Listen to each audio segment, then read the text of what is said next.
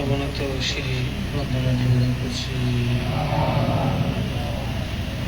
এবং আমার জন্মান্তরের জানাময় শিরোময় ভাবনাময় মনে আসে আজকের যে বুদ্ধ পূজা বন্দেভারত পূজা শিবলী পূজা হরহর ভগবন্তী পূজা সহ সধর্ম অনুষ্ঠান তথা আজকের এই অনুষ্ঠানে যারা বিভিন্নভাবে অংশগ্রহণ করেছেন সহযোগিতা করেছেন এখানে যারা উপস্থিত হয়েছেন যারা আসতে পারেনি প্রত্যেকে সংসার জীবনে মাতা পিতা পুত্র কন্যা স্বামী স্ত্রী পরিবারের সকল সদস্য আয়ু বর্ণ সম্পদ প্রজ্ঞা লাভ করুক তাদের স্ব প্রার্থনা পূর্ণ হোক এবং এই পুণ্যের ফলে এই পুনরাশি চারুবা দেবতা দেবরাজ মহাব্রহ্মা মহাশক্তিশালী দেবনাগ ব্রহ্মা অনন্ত সত্যলোকের সমস্ত প্রাণী এবং আপনাদের সকলের দুঃখমুক্তি কামনায় পুণ্যদান করছে।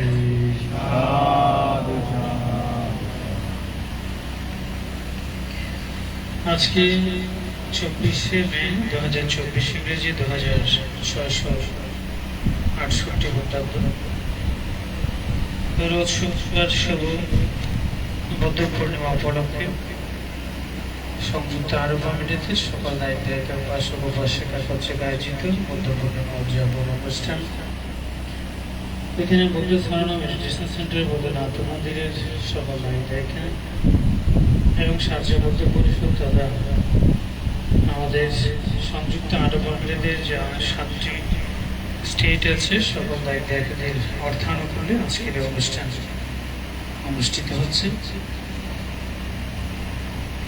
এই অনুষ্ঠানের জনিত পুনরাসে এবং আমার জন্মান্তরের পুনরাসে আবারও সমস্ত সত্তার হিত মঙ্গল কামনা আপনাদের মঙ্গল কামনার পুনরাসে দান করছি আশীর্বাদ করছি সাদর অনুমোদন করুন। সদ্ধর্মের পূজারী উপাসক উপাসিকা দায়িক দায়িকা সুদেহ জন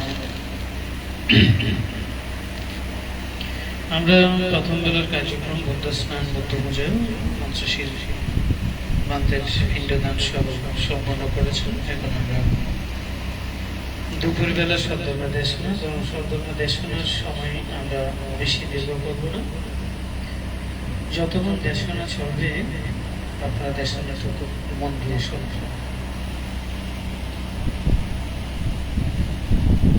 গুণী জ্ঞানীরা যখন উপদেশ দেবে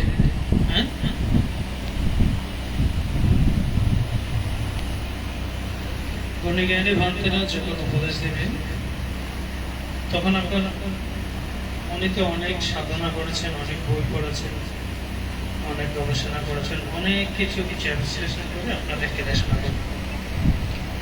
আপনি তো সবকিছু মনে রাখতে পারবেন না, কিন্তু এমন এমন কতগুলো গুরুত্বপূর্ণ বিষয় আছে যা আপনার জীবনে আত্মীয় হিসেবে প্রত্যেকটা চলনে বলনে শয়নে সফলে আপনাকে সহযোগিতা করবে।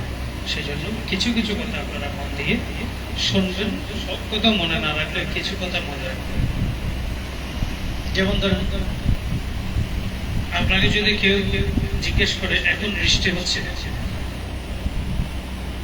এখন আপনার কি করা উচিত, তখন আপনি বলবেন হয়তো কোনো ছাউনি অনাঘরে যেতে হবে, নয়তো একটা ছাতা নিতে হবে। ঠিক না? এটা সবাই জানেন?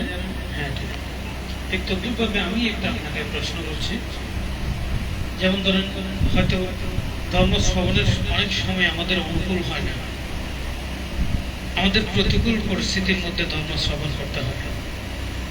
তখন যদি প্রতিকূল পরিস্থিতিকে যদি আমরা মেনে নিই, তাহলে অনুকূল না হওয়ার পরেও প্রতিকূল পরিস্থিতি কিন্তু আমাদের ধর্মজ্ঞান লাভ হবে। যেমন কিরকম আমি কয়েকটা উদাহরণ দিচ্ছি। আপনারা জানেন সমস্তের জাতবনে আমাদের মহাকারণ্যিক একসময় দেশনা করছিলেন। তখন একটি মুন্ডক মানে